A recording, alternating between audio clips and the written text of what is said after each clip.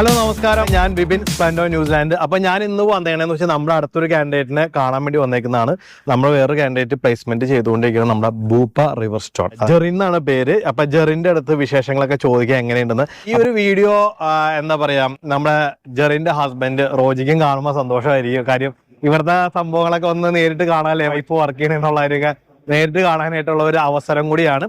കുറച്ച് ഡിസ്റ്റർബൻസ് ഉണ്ട്, അതായത് മെയിൻ റോഡ് വഴിയാണ് പോയിക്കൊണ്ടിരിക്കുന്നത്. അപ്പൊ അതുകൊണ്ടാണ് ചെറിയ ഡിസ്റ്റർബൻസും കാര്യങ്ങളൊക്കെ വരുന്നത്. ഈ പറഞ്ഞ ഭൂപ്പ എന്ന് പറഞ്ഞ റെസ്റ്റ് ഹോം ഉള്ളത് കണ്ടോ, ഇവിടെ നോക്കിയാൽ നല്ല അടിപൊളി വ്യൂ ഒക്കെ ഉണ്ട്. വിൻമില്ലൊക്കെ കാണാം കണ്ടോ. അപ്പൊ എന്തായാലും നമുക്ക് ജെറിനെ ഒന്ന് നോക്കാം. ജെറി വരുന്ന ആള് ഡ്യൂട്ടിയും കഴിഞ്ഞ് വരുന്നതാണ്. അപ്പൊ നമ്മൾ എന്തായാലും ആളുടെ യൂണിഫോമിൽ എടുക്കാൻ പാടില്ല എന്ന് പ്രത്യേകമായിട്ട് ഒരു നിർദ്ദേശം ഉള്ളതുകൊണ്ട് നമ്മൾ യൂണിഫോമിൽ എടുക്കുന്നില്ല. എങ്ങനെയുണ്ട് ഡ്യൂട്ടിയൊക്കെ? ഹായ് എവരിവൺ, ഞാൻ ബിബിൻ സ്പ്ലെൻഡോ ന്യൂസിലാൻഡ്. നമ്മളെ കൂട്ടത്തിൽ ഇന്ന് ഇരിക്കുന്നത് ജെറിൻ എലിസബത്ത്. നമുക്ക് ജെറിൻ്റെ അടുത്ത് ഇവിടുത്തെ പഠനത്തിൻ്റെ കാര്യങ്ങളും പിന്നെ അതുപോലെ സ്പ്ലെൻഡോ ന്യൂസിലാൻഡ് കൊടുത്ത സർവീസ് എങ്ങനെയുണ്ടായിരുന്നു, ആള് ഹാപ്പിയാണോ എന്നുള്ള കാര്യങ്ങളൊക്കെ നമുക്ക് ആളോട് തന്നെ നേരിട്ട് ചോദിച്ചറിയാം. ഹലോ ജെറിൻ, ഇവിടുത്തെ ക്ലാസ് ഒക്കെ കഴിഞ്ഞപ്പോൾ തിയറി കഴിഞ്ഞു, പ്ലേസ്മെന്റ് ചെയ്തുകൊണ്ടിരിക്കുന്നത്. എങ്ങനെയുണ്ട് ഇവിടുത്തെ പ്ലേസ്മെന്റ് കാര്യങ്ങൾ? ജോലി ചെയ്യാൻ എങ്ങനെയാണ്? നമ്മുടെ നാട്ടിലെ പോലെ തന്നെയാണോ അതെന്തെങ്കിലും വ്യത്യാസമായിട്ട്? ഇപ്പോൾ ഓസ്കിയുടെ അടുത്ത് സ്റ്റാർട്ട് ചെയ്യാൻ പോകുന്നു, അപ്പോൾ അതിനകത്ത് അവർ മെയിനായിട്ട് നോക്കുന്ന കാര്യങ്ങൾ ഇവിടുത്തെ പേഷ്യൻറ്റുമായിട്ട് എങ്ങനെ ഡീൽ ചെയ്യുന്നു എന്നുള്ള കാര്യങ്ങളൊക്കെ. അപ്പോൾ നാട്ടിലത്തെ അപേക്ഷിച്ച് എന്തെങ്കിലും പ്രത്യേകതയായിട്ടൊക്കെ തോന്നുന്നുണ്ടോ ഇവിടെ? ഉണ്ട്, ഡെഫിനറ്റ്ലി നല്ല വ്യത്യാസമുണ്ട്. ബിക്കോസ് നമ്മുടെ നാട്ടിൽ എനിക്ക് തോന്നുന്നില്ല ഈ കമ്മ്യൂണിക്കേഷൻ സ്കില്ലിന് വളരെ പ്രാധാന്യം ഉണ്ട്. പക്ഷെ അതിനേക്കാളും ഒരുപടി മുന്നിലാണ് ഇവിടെ കമ്മ്യൂണിക്കേഷൻ സ്കിൽ എന്നുള്ള ഒരു കാര്യത്തിന്. ബിക്കോസ് എല്ലാവരും OET അല്ലെങ്കിൽ IELTS പാസ്സായിട്ടാണ് വന്നത് എങ്കിൽ പോലും സ്റ്റിൽ നമുക്ക് അവരുടെ ഒരു സ്ലാങ് ചിലപ്പോൾ അത് ഫാസ്റ്റ് സ്പീച്ച് ആയിരിക്കാം മേ ബി. അപ്പം അതൊക്കെ നമുക്ക് അണ്ടർസ്റ്റാൻഡിങ് ബിഗിനിങ്ങിൽ കുറച്ച് ഡിഫിക്കൽട്ടാണ്. അപ്പം സ്റ്റിൽ വരാനുള്ളവർ ചെയ്യേണ്ട ഒരു കാര്യം OET ക്ലിയർ ആണെങ്കിൽ പോലും സ്റ്റിൽ കീപ്പ് ഓൺ പ്രാക്ടീസ് ചെയ്ത് കഴിഞ്ഞാൽ that will be really better. പിന്നെ കൂട്ടത്തിൽ വർക്ക് ചെയ്യുന്ന സ്റ്റാഫ് അവരൊക്കെ എങ്ങനെയുണ്ട്? നല്ല ഹെൽപ്ഫുൾ ആണോ? അവരൊക്കെ പറഞ്ഞു തരാനൊക്കെ എങ്ങനെയുണ്ട്? എല്ലാവരും നല്ല ഹെൽപ്ഫുള്ളാണ്. പിന്നെ തുടക്കത്തിൽ എല്ലാവർക്കും അഡാപ്റ്റ് ആകുക എന്നുള്ളൊരു പ്രശ്നമുണ്ടല്ലോ, അതിലൊരു ചെറിയ സ്ട്രഗ്ലിംഗ് ഉണ്ടായിരുന്നു. പക്ഷേ ഈ പറഞ്ഞ പോലെ സാറ് പറഞ്ഞ പോലെ ഇൻ കേസ് നമുക്ക് മനസ്സിലാകാത്ത കാര്യങ്ങൾ പൊളൈറ്റ്ലി അവരോട് പറയുക, ഒന്നുകൂടെ പറയാമോ, അല്ലെങ്കിൽ പാഡൻ അങ്ങനെയൊക്കെയുള്ള കാര്യങ്ങൾ പറയുമ്പം they are really happy to say again. നമ്മൾ ആക്ച്വലി മിസ്അണ്ടർസ്റ്റാൻഡ് ചെയ്ത് ഒരു തെറ്റ് ആവർത്തിക്കുന്നതിനേക്കാൾ നല്ലത് മനസ്സിലാകാത്ത കാര്യങ്ങൾ റിയലായിട്ട് ചോദിച്ച് എന്താണെന്ന് മനസ്സിലാക്കി അവരുടെ കൺസേൺ അണ്ടർസ്റ്റാൻഡ് ചെയ്ത് അതനുസരിച്ച് തിരിച്ച് ആൻസർ പറയുകയാണെങ്കിൽ അതാണ് ഏറ്റവും ഒരു ബെറ്റർ. എനിക്കും ഉണ്ടായിരുന്നു ബിഗിനിങ്ങിൽ ചെറിയ സ്ട്രഗ്ലിങ്സ് ഉണ്ടായിരുന്നു ആക്ച്വലി. പക്ഷേ എന്താണ് ഗ്രാജുവലി ഞാൻ അതിനെ അണ്ടർസ്റ്റാൻഡ് ചെയ്തു. എനിക്ക് മനസ്സിലായി അവരോട് ചോദിച്ചു കഴിഞ്ഞാൽ ഒരു ഹെസിറ്റേഷനും കൂടാതെ അവർ അത് ഓപ്പൺ ആയിട്ട് പറഞ്ഞു തരും, റിപ്പീറ്റായിട്ട് പറയും. പക്ഷെ നമ്മളുടെ ആ ഒരു വേ ഓഫ് സ്പീച്ച് അതിൽ ഇമ്പോർട്ടൻസ് ആണ്. വളരെ പൊളൈറ്റ് ആയിട്ട് നമ്മൾ സംസാരിച്ച് പ്ലീസ്ഫുൾ ആയിരിക്കണം. നമ്മളത് ഈവൻ നമ്മുടെ OETയിൽ അത് നമ്മൾ പ്രത്യേകിച്ച് പേഷ്യൻസിനെ എങ്ങനെ ഹാൻഡിൽ ചെയ്യുന്നുള്ള കാര്യം നമ്മളത് പഠിച്ചിട്ടുണ്ട്. എക്സാക്ട്ലി അതിൻ്റെ ആപ്ലിക്കേഷനാണ് നമ്മളിവിടെ ചെയ്യുന്നതെന്ന് പറയുന്നത്. ഇവിടെ ഹോസ്പിറ്റലിൽ എൻ്റെ ഒരു ഫസ്റ്റ് ടൈം വന്ന സമയത്തുള്ള എൻ്റെ ഒരു എക്സ്പീരിയൻസ്, നമ്മൾ സാധാരണ എന്തെങ്കിലും ഒരു ജസ്റ്റ് ചെറിയ നിസ്സാര കാര്യമാണെങ്കിൽ പോലും നമ്മൾ ജസ്റ്റ് ആ ഗ്ലാസ് ഒന്നും എടുക്കാവോ എന്നൊക്കെ ചോദിക്കുമ്പോൾ അപ്പം എൻ്റെ അടുത്ത് പറഞ്ഞാണ് പ്ലീസ്.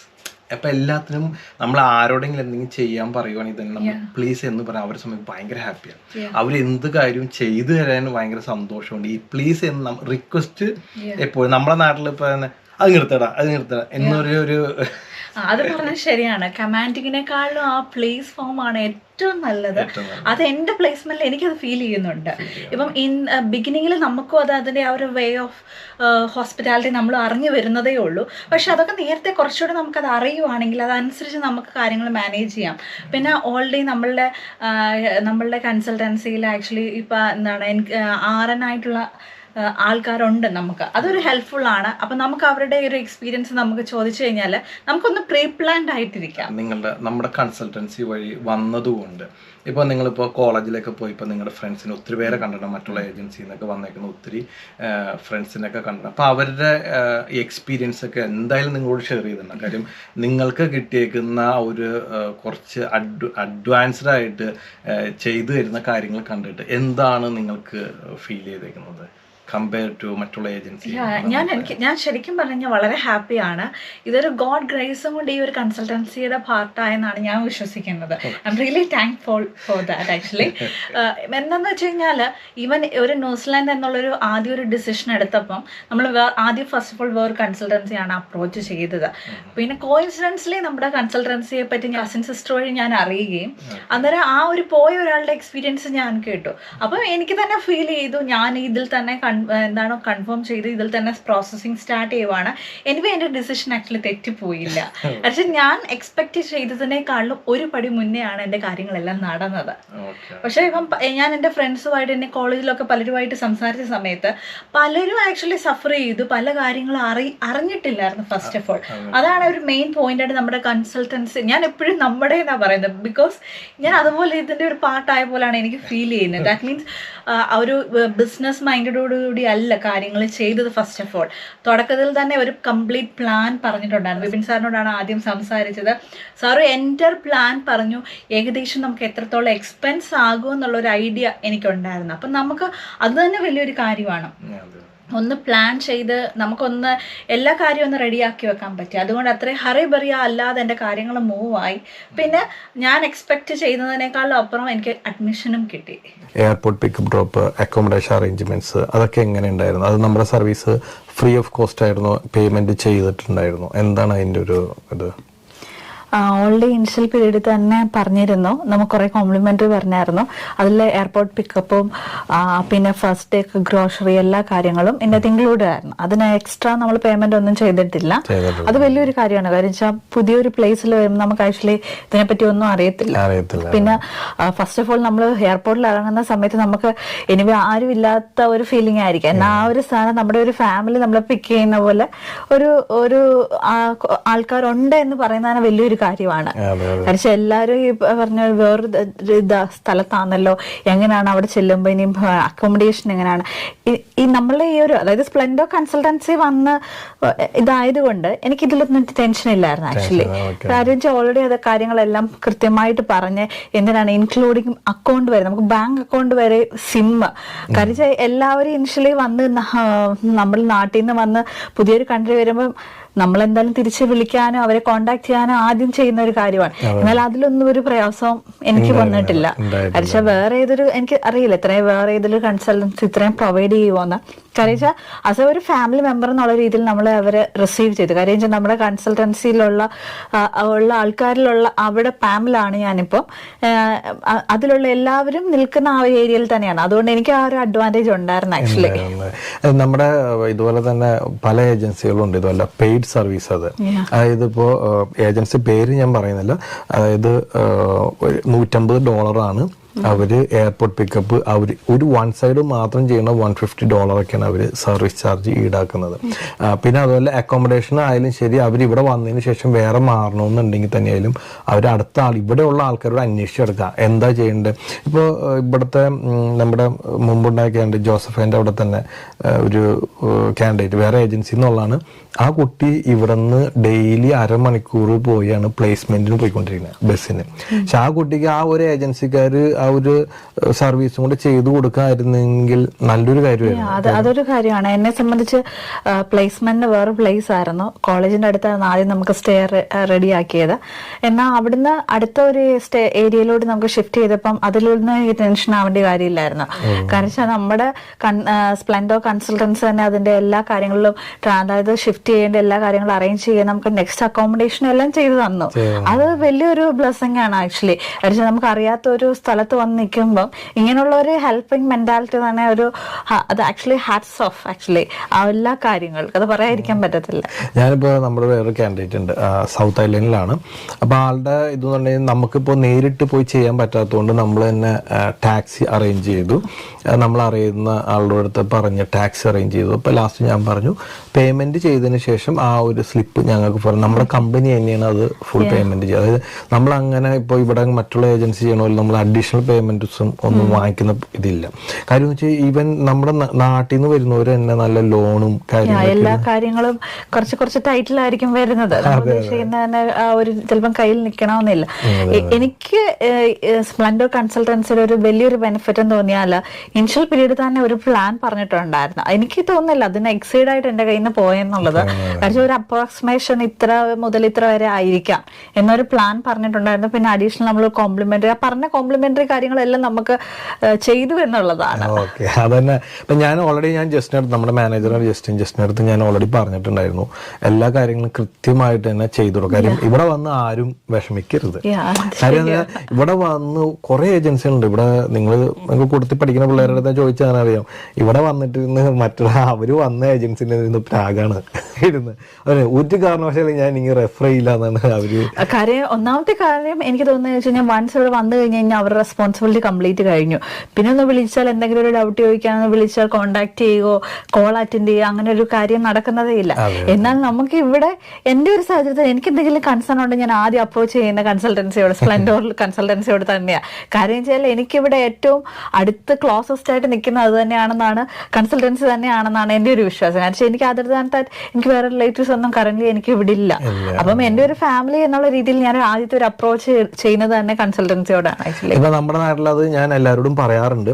ഇപ്പൊ നമ്മുടെ നാട്ടിലെ ഭൂരിഭാഗ ഏജൻസികളും ആ ഒരു പരിപാടി കഴിഞ്ഞാൽ പേപ്പർ വർക്കും കാര്യങ്ങളും ഒരു അഡ്മിഷൻ എടുത്ത് കഴിഞ്ഞാൽ പരിപാടി കഴിഞ്ഞ് അവിടെ നിന്ന് ഒരു ബൈ ബൈയും കൊടുത്തെങ്കിൽ വിട്ടേക്കും. പിന്നെ ഒരു ബന്ധമില്ല. അല്ലെ, ഇപ്പൊ ഇവിടങ്ങളിൽ ഞാൻ എല്ലാവരോടും പറയുന്ന ഒരു പ്രത്യേകതയും കൂടെ പറയാം. നിങ്ങൾ ഇവിടെ വന്നു കഴിഞ്ഞാൽ ഞങ്ങൾ ഇവിടെ ഉള്ളത് കൊണ്ട് നമുക്ക് ചെയ്തു തരാനായിട്ട് ലിമിറ്റില്ല. മാക്സിമം നമ്മളുടെ എന്തുമാത്രം ചെയ്തു തരാൻ പറ്റും അത്രയും മാക്സിമം നമുക്ക് ചെയ്തു തരാൻ പറ്റും. ഇപ്പം അവിടെയുള്ള ആൾക്കാരെല്ലാവരും ഇതുപോലെ അഡീഷണൽ ഈ $150 വാങ്ങിച്ച് ഓരോരോ കാര്യങ്ങൾ പിള്ളേരെ കൊണ്ട് തന്നെ പൈസ അടപ്പിക്കണതിൻ്റെ റീസൺ എന്ന് പറഞ്ഞാൽ അവർക്ക് ചെയ്തു കൊടുക്കാനായിട്ട് വേറെ ആരെങ്കിലും വെച്ചിട്ട് വേണം അവർക്ക് ചെയ്യാനായിട്ട്. അവർക്ക് ചെയ്തു കൊടുക്കാൻ അങ്ങനെ ആക്സസ് ഇല്ലാത്തതുകൊണ്ട് അവർ കുട്ടികളുടെ കയ്യിൽ നിന്ന് പൈസ കൊടുക്കുന്നുണ്ട്. പക്ഷെ ഇത് പ്രോസസ്സിങ് ചെയ്യുന്ന സമയത്ത് ഇതൊന്നും അവർ പറയില്ല. അതൊരു കാര്യമാണ്. കാരണം കോളേജിൽ നമുക്ക് ഇഷ്ടംപോലെ ഫ്രണ്ട്സ് ഉള്ള സ്ഥിതിക്ക് എല്ലാവരും അവരുടെ എക്സ്പീരിയൻസ് പറയും. ഇപ്പം ഇനിഷ്യൽ പറഞ്ഞ ആ ഒരു ഇതല്ലായിരിക്കും മൊത്തം ഫൈനലായി കഴിയുമ്പോൾ.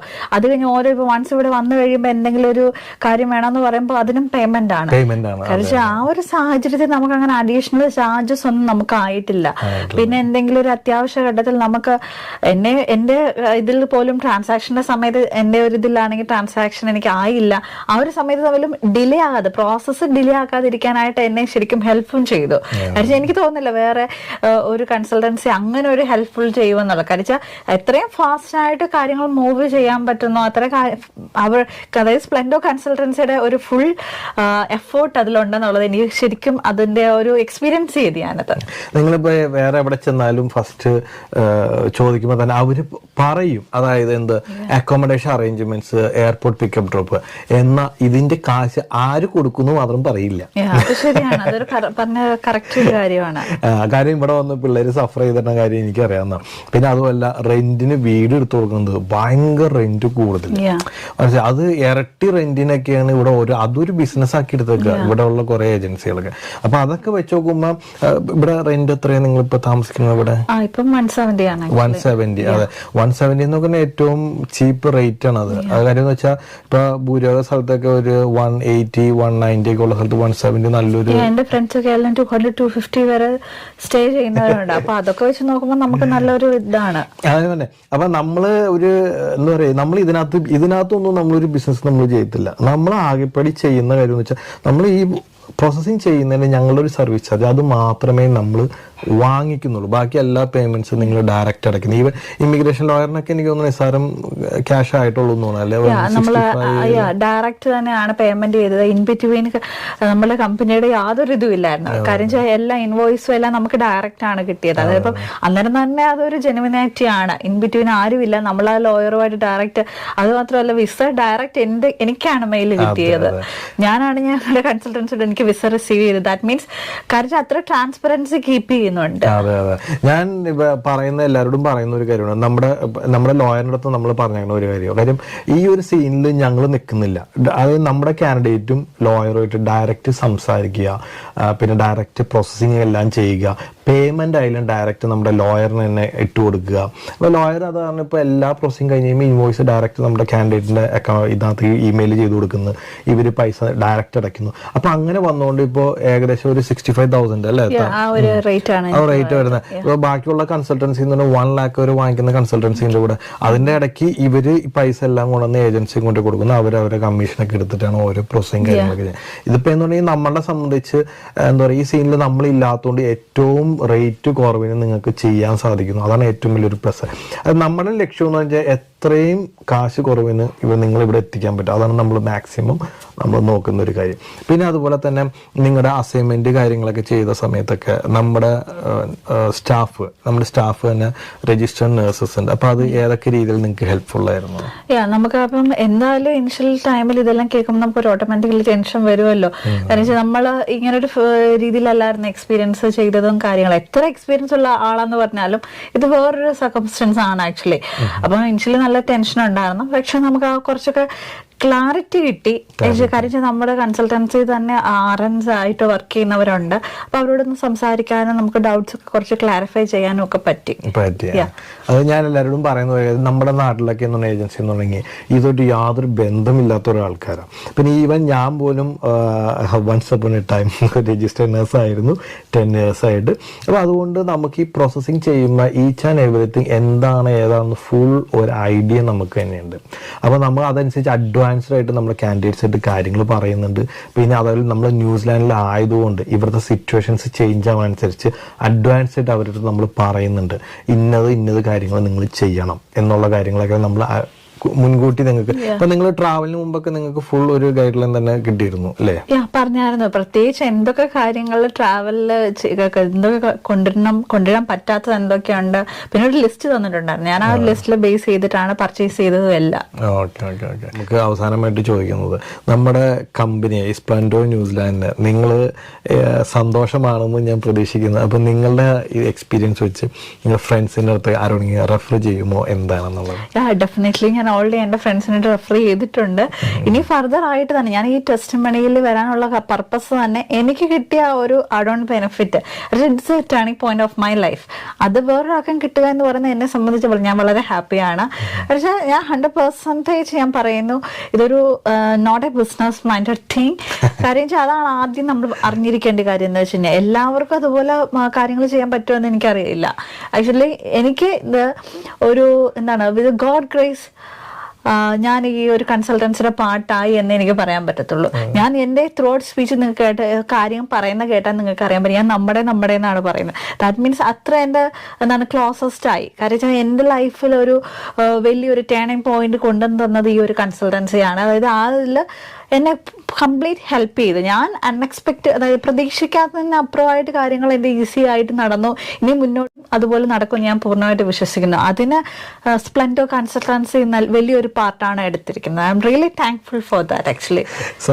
നമ്മുടെ കമ്പനിയിലെ നമ്മുടെ കാൻഡിഡേറ്റ്സ് നമ്മൾ പറയുന്നത് നമ്മളെ പറ്റുന്ന രീതിയിൽ മാക്സിമം നമ്മൾ ഹെൽപ്പ് ചെയ്യും.